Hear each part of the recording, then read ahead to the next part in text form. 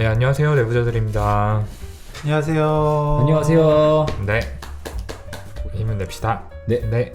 먼저 자기 소개부터 좀 하고 시작할까요? 네. 힘내세요. 네. 네, 괜찮아요. 안녕하세요. 정신건강의학과 전문의 허기영입니다. 네, 안녕하세요. 저도 정신건강의학과 전문의 김지용입니다. 예, 그리고 저는 오동훈입니다. 반갑습니다. 네, 반갑습니다. 네. 잘 지내셨죠? 예, 잘 지내셨죠? 네, 오랜만에 보네요. 네, 저희 뭐 자주 본다는 이야기 너무 많이 해가지고 좀 식상하지 않을까 싶은 생각도 드는데, 어쨌든 저희가 언제 봤나요? 주말에 보고. 이틀 전에 보고요. 그쵸. 네, 그리고 또 오늘 이렇게 수요일 밤에 다시 만나게 네. 됐습니다. 그렇습니다. 네, 뭐 근황 토크 이 정도로 할까요? 네.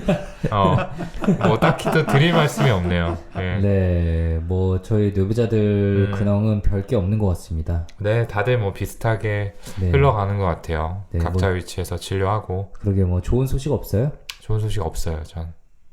되게 단호하시네요. 진짜 없어요. 네. 저도 뭐 떠오르는 거는 없네요. 어.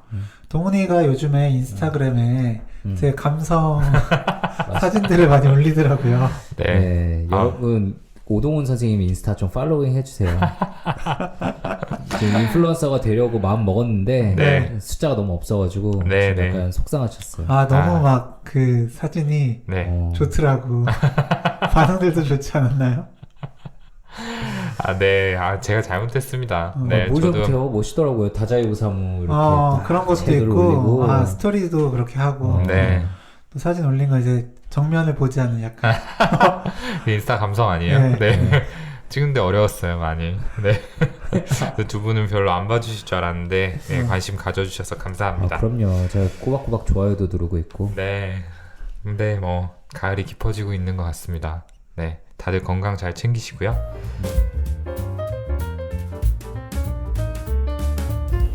자, 오늘 본격적으로 오늘 코너 시작을 해보겠습니다.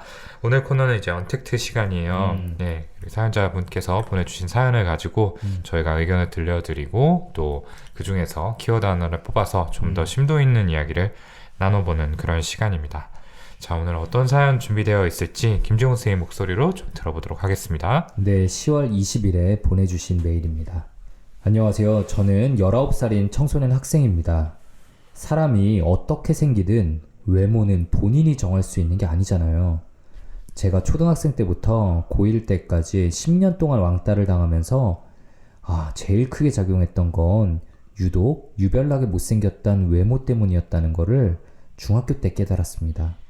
이쁜 아이들에겐 친구들이 저절로 다가가 적응도 빨리 하고 두루두루 잘 지내는 모습을 너무나도 많이 봐왔는데요. 저한테는 아무도 다가와 주지 않았고요. 제가 먼저 다가가야 그나마 조금 반응해주는 정도였어요. 항상 친구가 없었고 아이들은 다 저를 싫어했기 때문에 학교에 가기 싫은 마음에 항상 밤마다 울고 아침마다 울고 고통스러웠습니다. 그러다 엄마에게 이야기를 했는데 엄마는 왕따를 당한 것이 다 제 탓이라고 말씀하면서 지금 당장 학교 가지 않으면 교장 선생님한테 전화해서 도대체 다른 애들 교육을 어떻게 시켰길래 우리 애가 이렇게 학교 가기 싫어하냐고 전화한다고 해서 억지로 학교를 갈 수밖에 없었습니다. 그런데 학교에 가면 혼자 다니는 것도 지겹고 싫었기 때문에 점점 더 가기 싫어졌고 학교에서 두드러기 발작과 두통, 복통, 심하면 이명까지 이런 생기는 스트레스성 질환 등으로 아팠을 때가 잦았습니다. 그럴 때 집에 오면 저희 어머니는 넌 그런 거 가지고 조퇴를 하냐면서 항상 저를 비난하셨습니다. 왕따를 당해서 학교 가기 싫었던 게 외모 때문이라고 못생겼기 때문에 친구가 안 생기는 걸 어떡하냐는 제 말에 엄마는 그 정도면 너한테도 문제가 있다. 한 번도 친구와 제대로 잘 지낸 적이 없는데 너 잘못도 있는 거 아니냐며 저를 비판하셨고 저의 외모도 같이 비판하기 시작하셨습니다. 저의 얼굴을 볼 때마다 못생겼다고 말하는 건 기본이고 발하고 귀는 지 아빠 닮아서 못생겼다. 코는 여드름이 자주 나서 더 뚱뚱해 보이냐. 이마는 동해바다도 아니고 왜 이렇게 크냐. 너는 누굴 닮은 거냐 하면서 외모를 비하하셨고 제가 하지 말라 이러면 네가 예민하다고 엄마가 장난으로 이 정도 얘기할 수 있지 않냐고 말을 합니다. 더군다나 최근 살찐 제게 돼지 새끼라고 욕을 하시고 그만 좀 먹어라. 너는 먹은 걸 좀 줄여야 될 필요가 있다라고 해놓고서는 간식을 주시고선 제가 먹지 않을 때 너 왜 이거 안 먹었냐면서 엄청 화를 내십니다. 더 이상 버티지 못하고 친할머니의 도움을 받아 쌍수를 했는데 이젠 쌍수를 한 눈을 가지고도 쌍꺼풀이 너무 두껍다, 라인이 맞지 않는다, 끝이 갈라졌다, 너무 부었다 등등의 비판을 하십니다. 제 얼굴만 비난하는 것이 아닙니다. 한 번은 저 학원 친구들 얼굴을 보고선 진짜 못생겼다, 인물이 없다, 너가 제일 나은 것 같다라며 그 아이들까지 비판하길래 화를 냈더니 야 너한테 뭐라고 한 것도 아닌데 왜 그러냐, 엄마니까 이 정도는 말할 수 있지 라며 그렇게 넘어가려고 합니다. 엄마는 TV에 나오는 연예인을 보면서도 항상 외모 비하를 하십니다. A 연예인이 나오면 아 쟤 눈하고 코같이 했네, B 연예인이 나오면 쟤는 성형을 너무 많이 해서 징그러, C 연예인을 보면 쟤는 애 낳고도 저렇게 이쁘고 돈 잘 벌네, 부럽다 나쁜 년 같은 말을 항상 하십니다. 저는 이제 지금 제 얼굴이 마음에 드는데 어머니 때문에 밖에서 얼굴을 들고 다니기가 힘들고 대학교 가서도 외모 때문에 친구들이 저한테 다가와 주지 않을 것 같아서 불안하고 밖에서 식당에서 밥 먹을 때 사람들이 웃으면서 말을 하면 다 제 외모가 못생겨서 웃는 것이란 생각이 들어서 밖에를 잘 돌아다니지도 못합니다. 외모로 인해 자꾸 거울을 보게 되고 거울만 보면 죽고 싶다는 생각이 들고 자살 시도를 한 적도 있고 계속 자살에 대한 생각이 들고 계획을 세우기도 해서 스스로가 불안합니다. 저는 엄마의 어느 장단에 어느 기준점에 맞춰야 할까요? 하지 말라고 수십 번 수백 번 말했고 제가 고통받는다는 걸 충분히 알 텐데도 불구하고 저렇게 말하는 어머니의 심정이 너무 궁금합니다. 이제는 어머니와 연끈을 생각도 하고 있는데 어머니의 반응도 불안하고 걱정됩니다. 지금 문제들을 어떻게 해결해야 할지 해결 방안을 알려주시면 감사하겠습니다. 네, 사연 잘 들어봤습니다. 굉장히 외모에 대해서 비하적인 이야기를 계속해서 하시는 어머니 때문에 고민이신 사연자분의 이야기를 들어봤는데요. 두 분 듣고 좀 어떤 느낌 받으셨나요?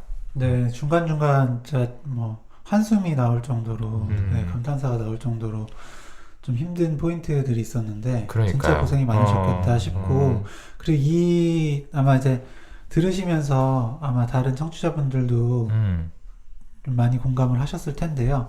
근데 이것도 되게 많이 줄인 거예요. 네. 그러니까 사실 힘든 얘기들이 네, 이 위에도 너무너무 많거든요. 사연 많이 줄였습니다. 네. 저 너무 고생이 많으실 것 같아요. 네. 그러니까요. 저는 이 사연 끝에 저렇게 말을 하시는 어머니의 심정이 너무 궁금하다라고 해주셨는데 저도 딱 같은 마음이었어요. 네. 네, 아무리 이게 무슨 마음일까 좀 이해를 해보려고 해도 정말 좀 상식적으로 납득이 안 갈 정도로 저도요. 굉장히 정도가 심한 얘기들을 좀 많이 하셨던 것 같거든요. 그러니까 이제 정말 안타까운 일이지만 따돌림 당하시는 분들이 세상에 진짜 많아요. 이렇게 왕따를 당하는 그러니까요. 분들이요. 네, 그런데 거기다가 추가로 집에서까지 이렇게 공격받는 분들이 계세요. 네가 잘못한 거지, 야, 네가 문제지, 네가 이상해 라고 말씀하시는 부모님을 갖고 있는 경우들을 진료실에서 종종 듣고 그럴 때마다 참 마음이 아픈데 정말 이 어머니는 거의 최종 보스급 아닌가.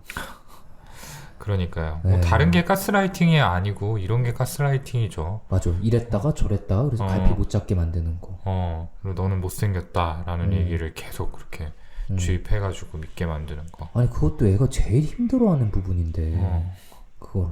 그러니까 말입니다. 네. 참 그래요. 우리가 이제 차차 좀 하나씩 이야기를 나눠볼 텐데요. 먼저 이 사연자분의 심리, 좀 어떤 마음 상태일지 거기에서부터 좀 출발을 해보면 좋을 것 같거든요. 안타깝습니다. 정말 안타깝고요. 마음이 뭐 지옥이실 것 같아요. 일단은 그러니까요. 자기 편이라고 느껴지는 대상이 이분에게 지금 한 분이라도 있을까가 제일 염려가 됩니다. 친구들이 항상 거의 없었고 집에서는 이렇게 비난받는 상황. 게다가 다른 정말 좋은 대인관계에 대한 부분은 그래서 언급이 전혀 없었어요. 이 정도로 고립감을 느끼면서 참 어떻게 버티셨나. 그러니까 못 버티시니까 이렇게 자살 시도도 하셨고 자살 생각도 하셨는데 그래서 지금 정말 장기적이고 극심한 만성적인 우울감이 있지 않을까 생각을 하고요. 그 우울증의 증상들로 인해서 자존감도 좀 더 떨어져 있지 않을까 저는 그렇게 생각이 듭니다. 네, 저도 만성적인 우울증이신 것 같아요. 특히 이제 그 어렸을 때 보면은 이 학교 가기 싫고, 네, 그때 막 뭐 두드러기 난다든지 머리가 아프고 배가 아프고 이명 뭐 이런 신체 증상들로 굉장히 힘들었잖아요. 맞아요. 네. 어렸을 때 학생들은 이제 이런 우울증 증상이 학교 거부나 이런 신체 증상들로 많이 나타나잖아요. 이때부터 해서 지금까지 쭉 오래된 좀 만성적인 우울증 상태이시지 않을까 싶습니다. 그래요. 사실은 학교에 갔을 때 즐거운 경험이 전혀 없으셨던 것 같거든요. 항상 좀 고립되어 있었고, 제가 먼저 다가가야지 그나마 조금 반응을 해주는 정도였다라고 하는데, 사실 얼마나 또 눈치가 많이 보이고 힘들었겠어요, 마음이. 학교를 가고 싶지 않다라고 생각하는 것도 충분히 이해가 가죠. 맞아요. 네. 네.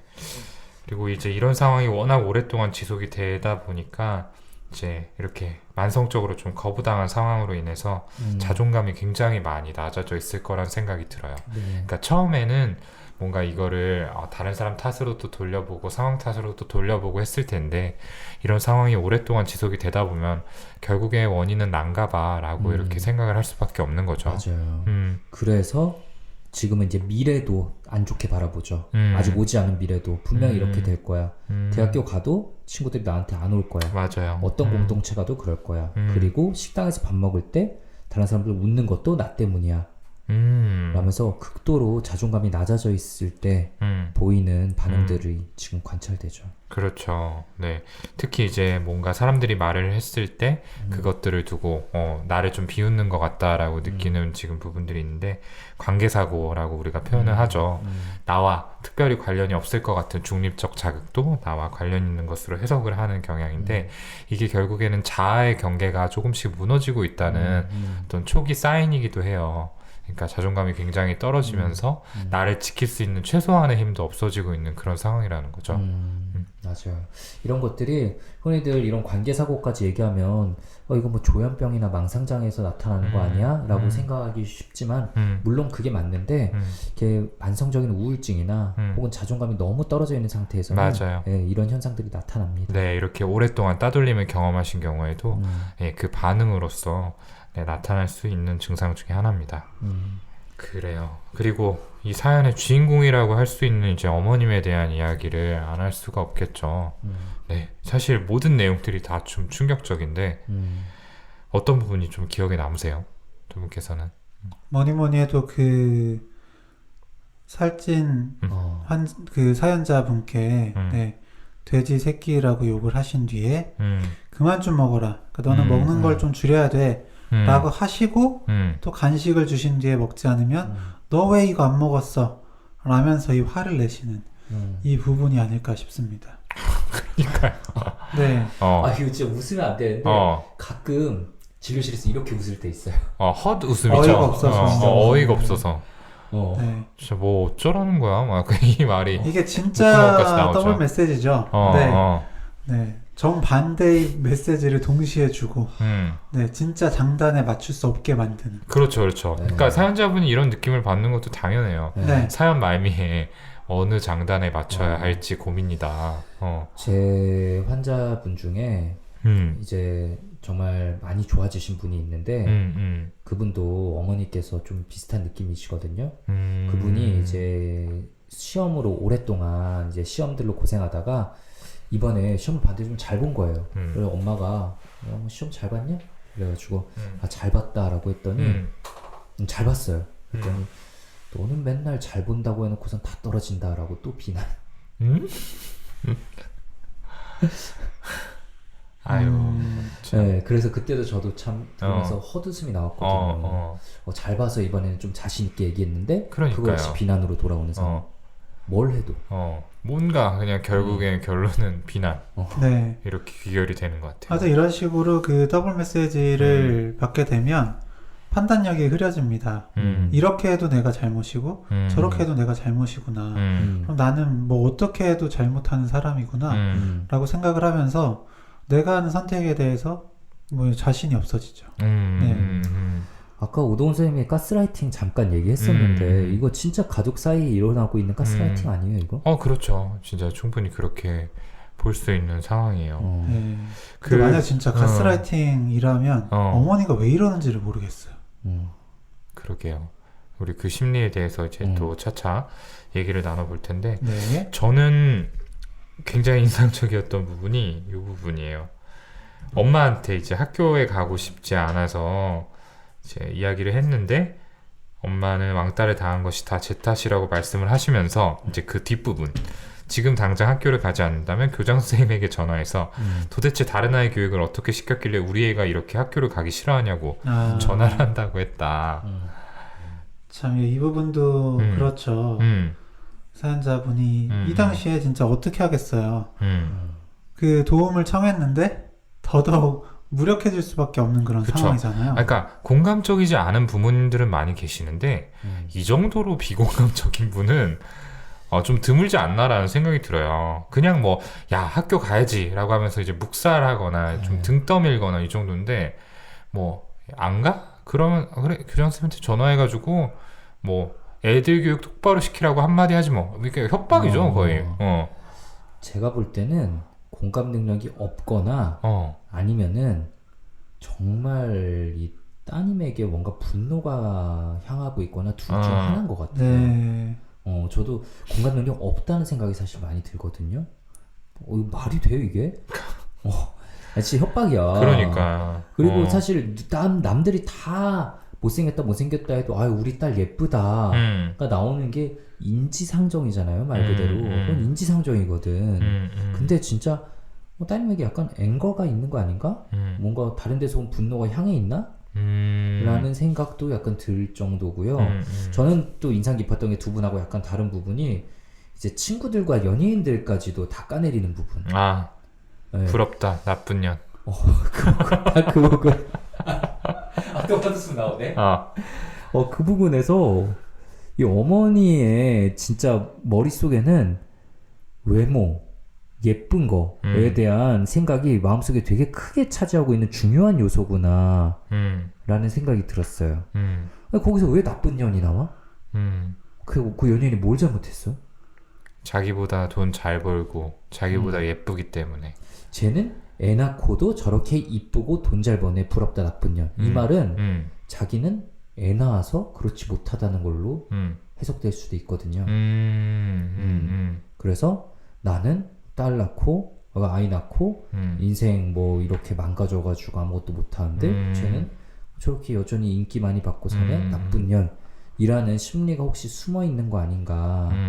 그래서 이분도 그냥 완전 추측 썰이지만 어머니의 마음속에 외모를 되게 중요시하고 거기서 관심 받는 게 되게 중요했던 사람이 나이 들면서 안 되고 있는 상황을 이제 이거는 내가 결혼했고 내가 애 엄마가 됐기 때문이다 라면서 이 따님에게 약간 투사하고 전치시켜서 화를 내고 있는 거 아닌가 라는 생각이 약간 들었습니다. 그러니까요. 이제 어머님은 모두 까기 인형 같아요. 따님도 까고 주변에 있는 모든 사람들을 까는데 다 나름대로 이유가 있어. 근데 그 이유가 본인한테 있는 건 하나도 없고 전부 다른 사람들한테 있거든요. 따님은 뭐 이렇게 생겨서 싫고 뭐 저렇게 행동해서 싫고 연예인들은 다 나보다 잘나서 싫고 성형해서 싫고 모두 다 싫어요. 네, 그러니까 투사가 정말 완전히 몸에 좀 배어버린 그러니까 말하자면 매사에 모든 거를 다 투사하지 않으면 타인에게 전가하지 않고 내 안에 담아놓을 수 없는 그런 분처럼 느껴져요. 마음 그릇이 간장 종지만한 거지. 그렇죠. 그러니까 그 감정이 처리가 안 되니까 뭐만 하면은 다 빌미를 잡아가지고 그 공격성을 다 이렇게 배출시켜버리는 그런 느낌이에요. 하여튼 참 어머니가 네, 지금 뭐 계속 어머니 본인 스스로에게 만족 못하시고 사셨겠죠. 네, 계속 부족한 거 계속 떠올리고 어머니도 참 힘드셨을 거는 같아요.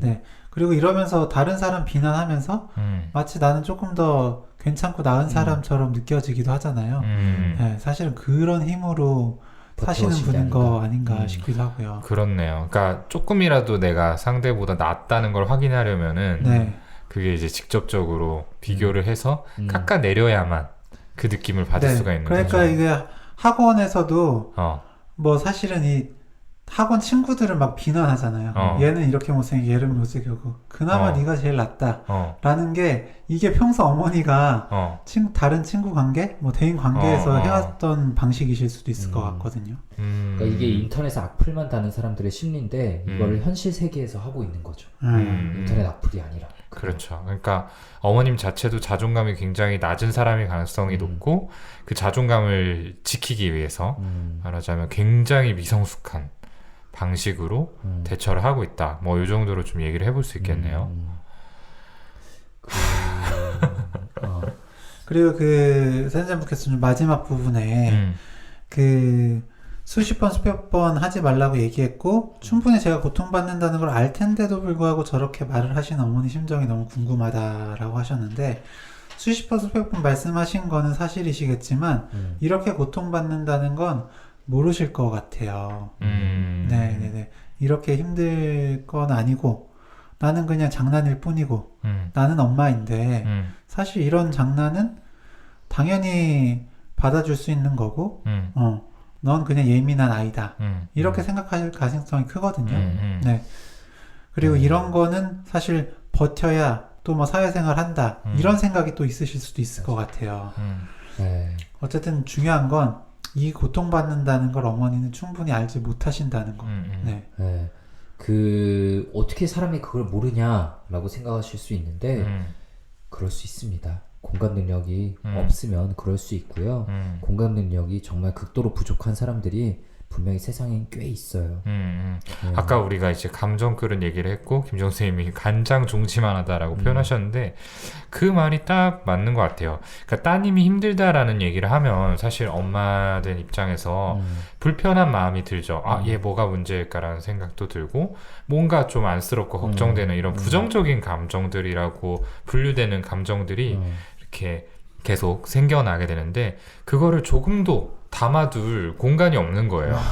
그렇기 때문에 바로 넘쳐버려. 간장통지니까 들어가지도 못하고 바로 이제 밖으로 튕겨나오는 그런 상황이 되는 거죠. 그래서 그딴 거 나한테 이야기하지 마. 다 네 탓이잖아.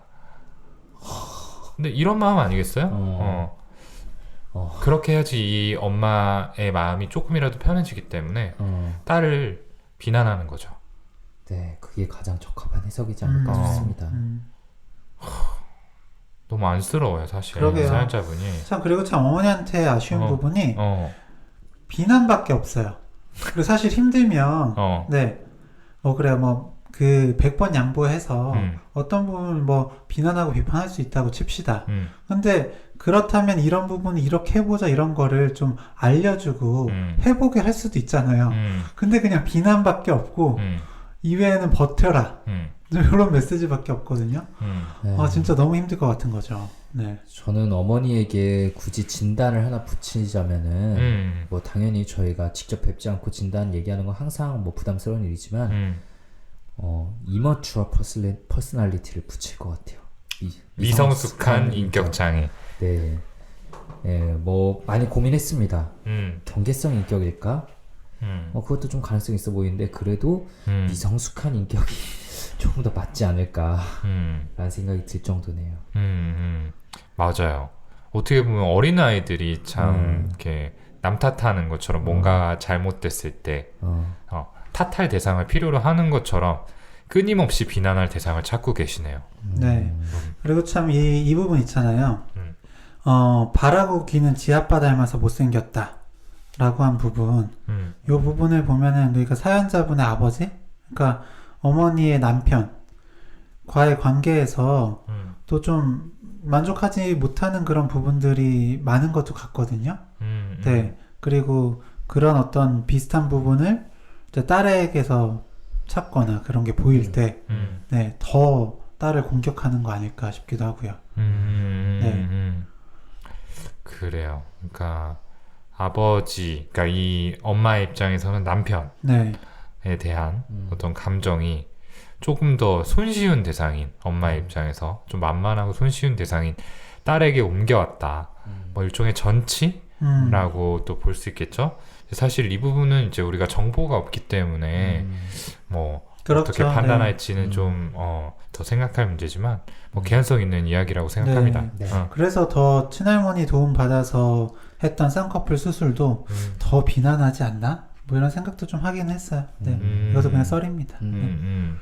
근데 이런 정도로 사실 엄마가 공감적이지 못하다고 한다면은 사실 어린 시절부터 영향이 되게 많이 있었을 것 같아요. 맞아요. 학창 시절부터 얘기하지만 그 전부터 맞아요. 분명 있었을 거고요.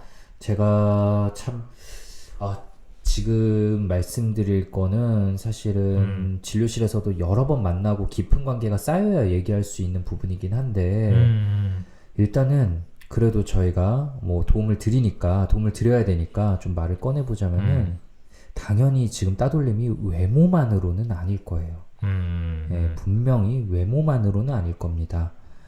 대인관계 그 패턴에서 분명히 이제 어머니와의 관계가 영향을 미치는 부분이 있을 거라고 생각을 해요. 네, 어머니와의 관계, 그게 대인관계의 원형이 되거든요. 근데 이렇게 공감받지 못하는 분과 깊은 관계, 따뜻한 관계를 맺어본 적이 있을 리가 없잖아요.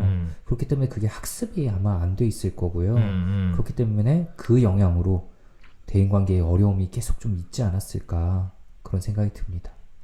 그렇죠. 그러니까 사실 엄마가 나를 받아준 적이 한 번도 없기 때문에 학교나 어떤 집단에 처음 들어갔을 때 그 친구들이 나를 받아주고 인정해 줄 거라는 생각 자체를 못 하게 되는 거예요. 그러니까 당연히 무슨 얘기하는 것도 조심스러워지고 말 못하고 위축되어 있기가 쉽겠죠. 그러면 그 사이에 이미 아이들은 아이들끼리 이미 무리가 지어지고 나는 자연스럽게 외톨이가 되는 그런 결과가 될 수밖에 없는 겁니다. 아이들은 되게 냉정하고 잔인해서 이렇게 위축되어 있는 뭔가 수그리고 들어가는 애를 이렇게 매력적으로 느끼지 않거든요. 그쵸. 그쵸. 그러니까 같이 자연스럽게 이제 마치 좀 도태되듯이 말하자면은 맞아요. 무리에서 떨어져서 홀로 지내다가 이렇게 좀 따돌림까지 당하게 되신 거 아닌가. 네, 저 아이는 무슨 사정이 있을까? 왜 이렇게 힘들어 보이지? 도와줘야겠다라는 그런 공감 능력을 발휘할 여력이 아이들에겐 별로 없어요.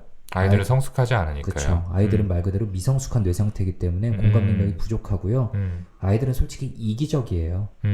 자기에게 도움될 대상, 더 매력적으로 보이는 대상만을 찾지 네, 그렇게 못합니다. 저도 어릴 때 그랬었고요. 네. 그렇죠. 그래서 드리고 싶은 말씀은 이제 본인의 외모에서 원인을 찾고 계시지만 어쩌면은 이제 어머니하고의 그런 경험들이 이제 생활에서의 여러 가지 태도에 영향을 주었고 그런 것들이 또 이렇게 좀 고립되게 되는데 결국에는 원인으로 작용하지 않았을까라는 추측을 조심스럽게 하게 돼요. 근데 사실은 또 이렇게 말씀을 드리면서 저도 좀 더 조심스러워지는 게 혹시 저희 얘기로 또 한 번 상처를 받으실까봐 그럼 뭐 어떻게든 벗어날 수 없는 거 아니야? 라는 생각을 자칫 하실까봐 그 점이 또 염려가 되기도 합니다. 네, 그러면은 이제 제일 중요한 부분이겠죠. 어떻게 대처하면 좋을지 이거에 대해서 저희가 생각하는 조언들을 좀 드려보면 좋을 것 같네요. 앞서 이제 두 선생님이 말씀을 해주셨는데, 근데 저는 초등학교, 중학교, 고등학교 계속 왕따를 당하셨는데 어느 시기는 외모가 조금 더 많은 영향을 줬던 시기는 있었을 것 같아요. 그럼요. 네. 근데 나는 결국에 그래서 이것 때문에 나는 따돌림을 당했어 라고 계속 생각을 하시는 것 같거든요. 네. 근데 모르겠어요. 네. 근데 사실 크면 클수록 나이가 들면 들수록 이 외모 자체로 요거 때문에 따돌림을 당하고 이것 때문에 관계에 문제가 생기는 경우는 분명히 더 적어지는 것 같거든요. 네. 그리고 뭐 아까 좀 더 드리고 싶은 말씀이었는데 사실 따돌리고 나서 이유를 찾는 것 같은 전 생각도 저는 많이 합니다. 네. 그냥 일단 따돌린 뒤에 쟤는 예뻐서 따돌리는 거야. 뭐 얘는 너무 깍쟁이라서 따돌려. 너무 안 씻고 다녀서. 너무 합리화를 하는 못생겨서. 거군요. 네. 네. 사실 더 그런 것 같거든요. 네. 그래서 외모가 나는 뭐 문제고 이건 내가 어떻게 할 수 없는 거고 그렇기 때문에 나는 계속해서 따돌림을 당할 것이다 라고 생각하시는 거는 이제 과거의 경험에 비춰 봤을 때는 충분히 그렇게 생각을 하실 수 있지만 그거는 어떻게 보면 너무 일반화하신 거죠. 맞아요. 네. 관계를 하는 데 있어서 외모는 하나의 요인일 뿐이죠. 네. 이거 이외에 관계를 형성할 수 있는데 좋은 장점으로 발휘될 수 있는 거는 무궁무진하게 많아요. 네. 그런 것도 생각을 해보셨으면 좋겠고요. 네. 그러니까 외모가 안 중요하다는 말 아니에요. 외모는 실제로 중요한 요소 중 하나이지만 하지만 허경 선생님 말했듯 그게 전부는 절대 아닙니다. 근데 지금은 과거의 경험에 의해서 그걸 전부처럼 느끼고 계시지만 그 느낌에는 공감하지만 그렇다고 생각에 동의할 수는 없어요. 네, 분명히 다른 요소들이 더 이거를 역전시키기 위한 앞으로 달라지기 위한 요소들이 분명히 있을 거거든요. 뭐 예를 들자면 뭐 너무 뻔한 얘기겠지만 뭐 싸이가 대한민국 사람 중에서 제일 잘생겨서 그렇게 유명해졌겠습니까? 네, 그런 예시들은 뭐 찾아보면 셀 수 없이 많아요. 네, 저도 저희 고등학교 때 가장 매력적이었던 가장 인기 많았던 친구는 진짜 잘생기지 않았어요. 정말로. 그냥 모두가 좋아하는 친구 한 명 있었는데요. 지금도 머릿속에 떠오르는데 네, 정말 잘생김과는 그래도 좀 거리가 있었거든요. 네, 그렇듯 분명히 다른 요인들이 있습니다. 네. 그러니까 다른 장점을 사용해서 관계를 맺어보실 그런 사실, 그러니까 실패하고 다시 시도하고 실패하고 다시 시도하고 결국 그러다가 한번 성공하고 이렇게 돼야 되는데, 네, 실패한 뒤에 다시 힘을 얻어야 할 집에서, 네, 완전 꺾여버린 그런 느낌인 것 같습니다. 맞아요. 네. 그래요. 저는 이제 사연자분한테 제일 드리고 싶은 말씀이 일단은 뭔가 내 탓을 하는 엄마의 시각에서 조금 벗어나서 한 발 떨어져서 다시 좀 생각을 해보셨으면 하는 겁니다.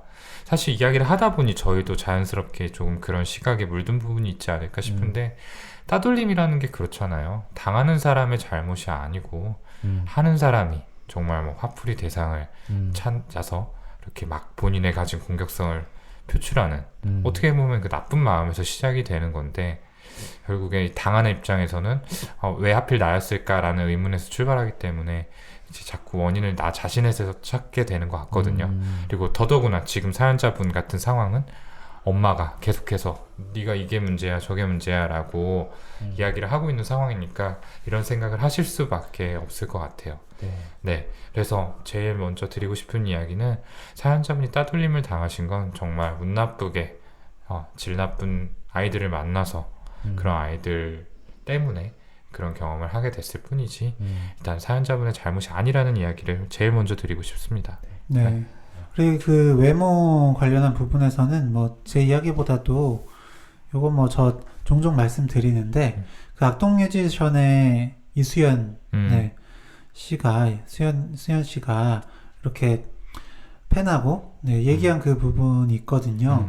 그러니까 외모 때문에 힘들다는 팬의 이야기를 듣고 나서 이제 수연 씨가 외모 개축안에 대해서 예쁘다는 기준이 조금 다르다. 그러면서 어쨌든 이수연 씨도 외모로 안 좋은 추억이 많아서 좀 도움이 될 수 있을 것 같다면서 말씀드린 게 저는 되게 기억이 나거든요. 그래서 한국 사람은 뭐 눈이 크고 턱이 갸름하고 코가 높은 얼굴을 좋아하고 미국은 뭐 광대 나오고 쌍꺼풀 없는 얼굴을 매력적으로 생각한다. 라면서 누군가 정해놓은 이런 미의 기준에 맞추기가 너무 어렵지 않냐. 라면서 네, 누구한테 맞출 필요가 없고 네, 그냥 내가 생각할 때 내가 예쁘다고 생각하면 그건 내가 행복한 거다. 어차피 다들 자기 미의 기준이 있는 거라면 그냥 내 미의 기준을 만들어서 그 기준에 가까이 하도록 나를 가꾸면 된다라고 얘기를 했거든요. 네, 어쨌든 이 사연자분께서는 스스로는 그래도 네, 외모에 만족을 한다고 하셨어요. 네, 그래도 그렇게 만족을 하실 수 있다는 것 자체는 굉장히 예, 대단한 부분이라고 생각하고요. 네, 그래서 어떻게 보면 어머니의 기준에 어떤 장단에 맞춰야 되냐라고 했는데 어머니의 기준에는 맞출 수가 없어요. 왜냐면 그건 사연자 분의 외모의 부족, 잘못이 아니라 어머니가 그런 분이시기 때문입니다. 연예인도 봐요. 얼마나 예쁘겠어요, 사실. 일반적인 기준에 보면 굉장히 예쁘겠지만 어머니의 눈에는 마음에 안 드는 게 있는 거거든요. 그렇죠. 네. 그리고 외모에 마음에 드는 게 있으면 얘는 뭐가 있고 해서 다른 부분에서 분명 비난을 하실 거란 말이에요. 어머니는 어차피 네, 그 만족시킬 수 없는 맞출 사람이다. 수 없는 거고, 네, 그걸 좀 아시고, 네, 조금 거기서 자유로워지셨으면 좋겠습니다. 네, 그게 제일 중요합니다. 맞습니다. 지금 어머니가 연근을 생각하고 있다고 하신 부분이 진짜 다행이다. 좋은 방향으로 생각을 트셨구나라고 생각을 했는데 어머님은 바뀌시지 않으실 거예요. 어머님은 그냥 상수입니다. 그래서 변수는 내가 돼야 돼요. 어머님을 바꾸려고 노력하시지 말고요. 비 오는 하늘에다가 아무리 왜 비가 오냐고 소리쳐봤자 그러면서 내가 피하지 않으면 결국 내가 젖기 마련이거든요. 그냥 어머니와 함께 있는 시간을 최소한으로 만드셔야 되고요. 예, 그냥 당장 독립하는 건 아직 청소년이어서 경제적으로 힘들 수 있을 거고 그럴 때는 그냥 집에 있는 시간을 줄이세요. 집에서는 그냥 잠만 잔다고 생각하셔야 되고요. 어머니께서 공격하시는 말에 지금 상처받는 건 분명히 마음속 깊은 곳에 그래도 기대심이 남아있기 때문일 거거든요. 어머니가 다른 어머니들처럼 좀 따뜻하게 말해주면 얼마나 좋을까라는 기대심이 있는 걸 텐데 참 이 말 드리기 너무 좀 안타깝지만 그 기대를 확실히 내려놓으실 때 더 심리적으로 독립하실 수 있을 거예요. 네. 그러니까 엄마가 뭐 너 눈이 너무 부었다.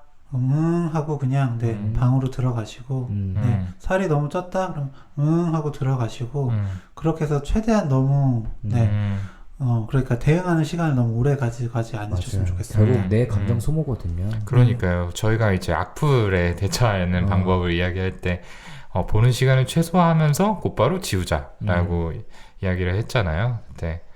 마찬가지인 것 같아요. 엄마의 이야기도 더 길어지기 전에 하고 이제 듣는 시간을 최소화하면서 자리를 피하는 거 그게 최선일 것 같고 장기적으로 봤을 때는 김종우 쌤이 얘기한 것처럼 좀 물리적으로 거리를 두는 저는 이제 고등학교 3학년 나이신 것 같거든요. 아무래도 이제 대학 진학을 앞두고 계실 텐데 뭐 기숙사라든지 조금 뭐 다른 지역에 있는 학교에 진학한다든지 비슷한 옵션이 있다면은 그런 것들도 적극적으로 고려하셔야 되지 않을까라고 생각을 합니다. 네, 그런 시점을 기점으로 그런 사건, 그런 이벤트를 계기로 완전 그냥 성격이 달라졌다. 다른 대인 관계를 맺고 살아갈 수 있게 됐다라고 얘기하시는 분들 종종 뵙거든요. 분명히 가능합니다. 과거가 꼭 반복되지 않고요. 미래가 어떻게 될지는 아무도 몰라요. 어머니에게 영향받지 않는 본인의 영역을 만들어가는 게 정말 중요할 것 같아요. 어머니의 어떤 장단에 어느 기준점에 맞춰야 할까요? 라고 질문 주셨는데 누차 저희가 말씀드렸듯이 이건 맞출 수 없습니다. 맞추면 기준이 바뀔걸요? 좀 냉정하게 들리겠지만 그런 기대를 내려놓고 그냥 어머니는 어머니대로 나는 나대로 각자의 길을 간다라는 생각을 가지시는 게 안타깝지만 더 맞을 것 같습니다. 그 어머니 반은 불안하고 걱정된다 하셨는데 어머니 아마 사연자분께서 말씀하시는 거에 반대하실 가능성이 크거든요. 어차피 어떤 선택을 하셔도 반대하실 가능성이 큽니다. 사연자분 하고 싶은 대로 하셨으면 좋겠어요. 이렇게 사연자분께 저희가 드리고 싶은 이야기를 쭉 드려봤고요. 저희 이야기가 사연자분이 조금 마음 정리하시고 방향을 잡아 나가시는데 좀 도움이 되셨으면 좋겠습니다. 이어서 오늘 키워드 토크 들어가 볼게요. 오늘의 키워드는 뭐죠? 매력입니다. 매력. 네. 제가 정했습니다. 정하신 이유가 있을까요? 외모는 결국 여러 가지 매력도 중에 하나일 뿐이에요. 그러니까 외모 굉장히 중요하지만 분명히 연예인들 정말 겁나게 잘생긴 사람인데도 인기 없는 사람이 있거든요. 그렇죠. 근데 그 사람보단 분명 못생겼는데 인기가 넘치는 사람들도 있어요. 그러니까 분명히 외모는 매력도 중에 하나일 뿐이다. 그러면 오늘 이제 저희 세 명이 생각하기에 매력도에 있어서 중요한 건 뭔가 이거에 대해서 한번 얘기해봤으면 해서 좋습니다. 꼽아봤습니다. 그렇군요. 네, 어떤 거라고 생각하세요? 매력이요? 네. 매력 저는 목소리. 네. 어때요? 목소리로 좀 많이 먹고 들어갔어요 그동안? 동원이 목소리가 아니에요. 좋잖아. 네. 아니에요. 목소리도 뭐 마찬가지죠. 어떻게 보면은 이제 외모의 일부인 것 같기도 하고, 뭐 거죽의 그 외모는 아니지만 어쨌든 신체 기관이 되는 일부니까요. 저는 약간 사람을 대하는 태도가 되게 중요한 것 같거든요. 저는 약간 이야기할 때 약간 여유로워 보이는 사람을 엄청 좀 좋아해요. 그러니까 그게 자칫 좀 이렇게 거만해 보일 수도 있는데 그냥 뭐 내가 이제 많이 경험을 해봤고 뭔가 그거 뭐라고 해야 될까? 약간 인생을 조금 관조하는 듯한 태도? 조금 통달한 것 같은 태도? 아등바등 안 하는 태도? 이런 이제 걸 지닌 사람들을 만났을 때 굉장히 매력적이라고 느껴요. 좀 언제 그런 걸 느꼈어요? 글쎄요. 뭐 사회에 나와가지고 사실 저희 주변에서 그렇게 만나보지는 못했고요. 네, 의사 친구들 중에서는 없었던 것 같고 다들 아둥바둥. 네, 다들 아둥바둥 열심히 사는 타입이고, 예, 그냥 뭐 사회 나와서 만난 모임에서 만났던 어떤 형이 있는데 저보다 한 10살 많으신 분이거든요. 아무래도 이제 저보다 사회 경험도 많고 뭐 가진 것도 많고 뭐 그런 분이신데 그냥 그분이 이야기하는 뭐 여러 가지 뭐 내용도 내용이었지만 그 전달하는 방식에서 되게 여유로움이 많이 묻어났던 것 같아요. 그러니까 굳이 나를 내세우지 않아도 나는 나 스스로가 충분히 많은 걸 잃었다는 거를 알고 있어 라는 느낌을 주는 건데 이거 되게 뭐라고 표현하기가 되게 어렵네요. 근데 어쨌든 그분이 사회적으로 뭐 성공했다면 성공한 분이지만 그렇다고 해서 뭐 정말 뭐 대단한 부를 쌓거나 뭐 외적으로 뭐 엄청나게 훌륭하거나 뭐 그런 분은 아니었거든요. 그런 그래서 태도가 참 중요하구나라는 생각을 했던 계기였습니다. 참 어려운 것 같아요. 참 어려운 것 같고 저는 동훈이랑 약간 말이 겹칠 수 있는데 건방지지 않은 당당함 이 정도? 분명히 뭔가 당당하고 이렇게 뭔가 좀 스스로에 대한 자신감이 있어 보이는데 그게 딱 적당해서 남들에게 뭔가 저는 뭐야 저런 느낌 안 줄 정도의 딱 그 적절함을 아는 사람들이 분명히 있는 것 같아요. 선을 아는 사람. 그니까요. 이것도 참 표현하기가 되게 어려워요. 어떤 느낌인지 알 것 같은데 적당하게 스스로를 어필할 줄 아는 분들이 있거든요. 은근하게 자신이 이제 조금 이런 부분에 있어서 특별하다라는 거를 알려주시는 분들이 있는데 맞아요. 그런 태도들이 매력적이죠. 네. 그래서 그 매력이 사람을 끄는 힘이잖아요. 네, 사람을 끄는 힘. 사람을 끄는 힘. 어쨌든 그 목소리도 그러니까 저도 여유로움. 그러니까 뭐 보면 뭐 말을 빨리 하시는 분도 있고 천천히 하시는 분도 있고 뭐 그렇잖아요. 네. 그러니까 근데 저는 보통 확실히 좀 천천히 얘기했을 때 여유로움이 느껴지거든요. 네. 그러면서도 그렇게 천천히 얘기했을 때 흡입력 있는 사람들, 네, 그런 사람들한테 좀 매력을 느끼는 것 같습니다. 그렇군요. 그러게요. 이제 목소리 얘기하니까 생각나는데 저희가 진짜 진료실에서 여러 분들을 만나서 이야기를 나누게 되잖아요. 근데 이제 이야기를 나누다 보면은 그 목소리와 말투가 진짜 확실히 호감을 주는 분들이 있는 것 같아요. 저는 조금 차분한 톤이신 분들, 맞아요. 차분한 톤에 좀 이렇게 단정하게 얘기하는 분들이 있어요. 네, 뭐라 그래야 될까? 말이 좀 짜임새가 있다고 해야 될까요? 막 이렇게 두서없이 나열되는 게 아니고 좀 이렇게 정제된 것 같이 단어 선택도 조금 더 신중하게 한 티가 나는 그런 말투를 사용하시는 분들이 있는데 그런 분들한테는 되게 호감을 느껴요. 저는 막 얘기도 해요. 마음에 든다고? 되게 사람한테 호감을 주는 말투다. 제가 되게 좋은 느낌을 받는다. 네, 좀 너무 대쉬 같나요? 그런 마음이 좀 있었나요? 아니요, 없었습니다. 네. 전이 유발자. 네. 그리고 저는 뭐 이성도 그렇고, 네, 동성도 그렇고, 그 똑똑함에서 저는 좀 매력을 느낍니다. 공부 잘하는 거랑은 좀 달라요. 네, 그러니까 뭐 센스라고 할까요? 센스. 네. 그런 게 좀 보일 때 매력을 느끼는 것 같아요. 진짜 많아요. 뭐가 많은데. 그러니까요. 이것들을 지금 말하는 것들의 공통점이 뭘까를 그나마 짚어보면 여유 아닐까요? 여유. 근데 네 맞아요. 그런 부분이 저는 분명하다고 생각하는데 근데 또 약간은 불안하고 위태한 분들 있잖아요. 네. 그런 분들한테 끌리기도 하거든요. 그런 분들이 가지는 매력이 또 있어. 그러니까요. 네. 약간 보호해주고 싶은 막 병양미, 연양미 이런 얘기 하잖아요. 백치미 얘기도 있었고. 네. 그러게요. 그 생각해보면 매력이 참 다양해요. 그러니까 쇼미더머니 요번 거는 역시 안 보시겠죠? 네네. 네. 뭐 보고 근데 있습니다. 그 염타 씨가 그 심사하면서 얘기했던 게 있거든요. 그 약간 그 긴장하는 그런 불안에서 오는 재미가 있다. 근데 그런 게 느껴져서 되게 좋았다라고 했는데 실제로 되게 딱딱딱딱 해서 되게 완벽하게 끝내지 않더라도 되게 매력 있는 무대가 있거든요. 네. 사람도 그런 거죠. 약간 좀 진솔해 보이는 면이 있죠. 네. 그렇게 좀 불안한 태도들에서 오는. 근데 매력은 정말 다양한 게 정말 다양한 게 예를 들어서 저희가 뭐 그 경계성 인격에 대해서 그 기존에 방송도 많이 했었고 모두가 좀 주변 사람들이 힘들 수 있는 성격이다라고 얘기를 하지만 그 경계성 성격의 그 매력에 빠져서 힘들면서도 연애를 못 끊어내시는 분들 얘기 진짜 많이 듣잖아요. 맞아요. 네. 그걸 어떻게 표현해야 될까? 근데 실제로 진료실에서 봬도 매력이 있으세요. 맞아요. 어떤 포인트에서 네 그렇게 느끼시는지 알 것 같다. 뭐 이런 생각이 맞아요. 들죠.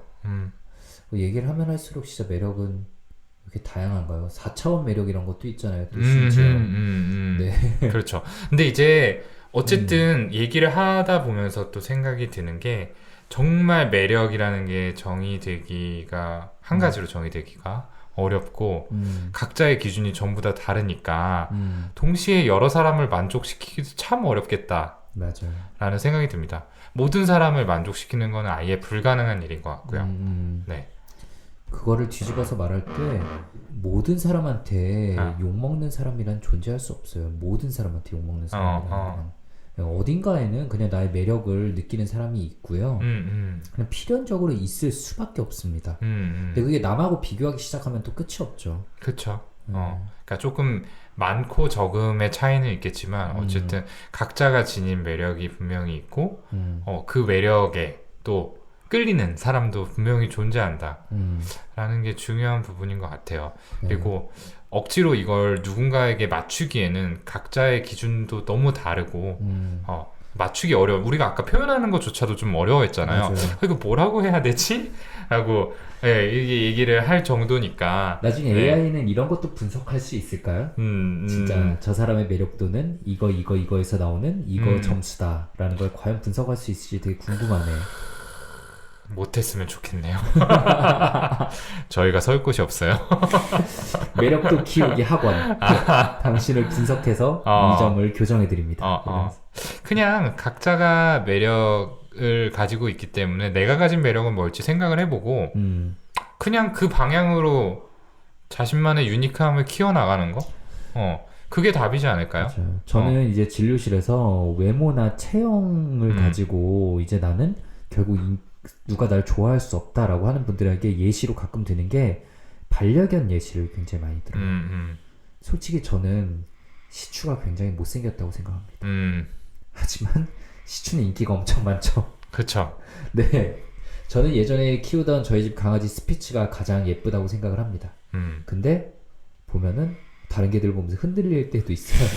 왜 이렇게 예뻐? 그러면서 정말 다양하거든요. 정말 다양한 반려인들이 자신의 강아지가 제일 예쁘고 자신의 품종이 제일 예쁘고 그거를 누가 맞다 그르다 싸울 수가 없어요. 맞아요. 그냥 말 그대로 외모만 보고 따지는 건데도 그렇게 미의 기준이 다양하잖아요.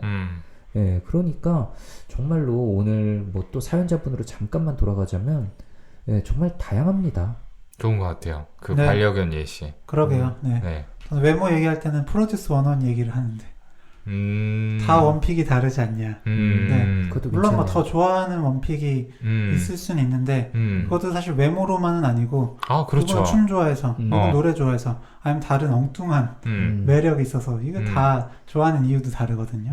맞아요. 네. 사실 제가 굉장히 좋아했던 친구는 막 외모가 별로 예쁘지 않다라고 굉장히 좀 까이던 친구였거든요. 내가 봤을 땐 귀여운데. 근데 어쨌든 상당히 상위권이었어요. 결국 데뷔도 했습니다.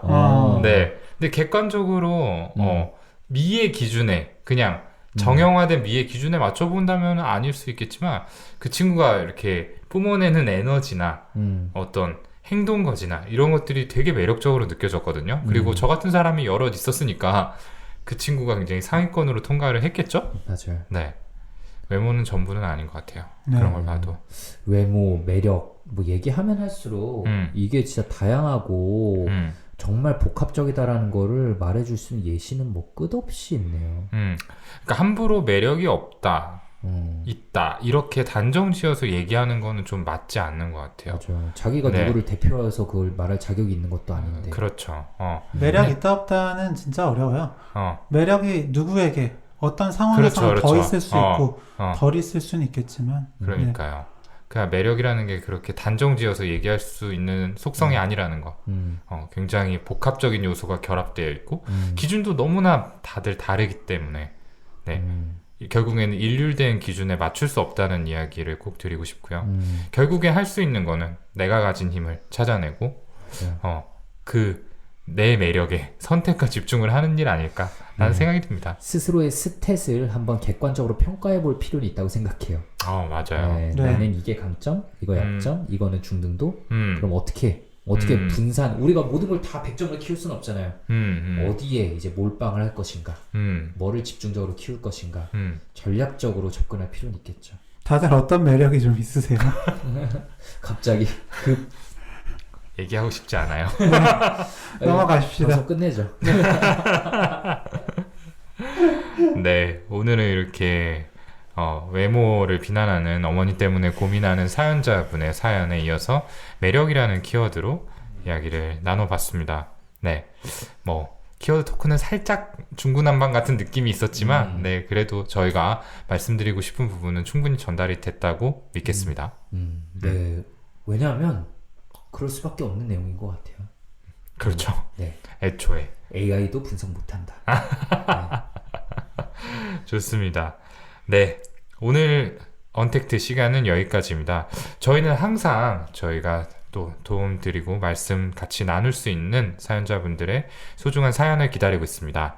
네, 사연 보내주실 분들은 이메일 주소 brainrich6@gmail.com brainrich 숫자 6 gmail.com으로 사연 보내주시면은 저희가 감사히 읽고 또 함께 말씀 나누는 시간 갖도록 하겠습니다.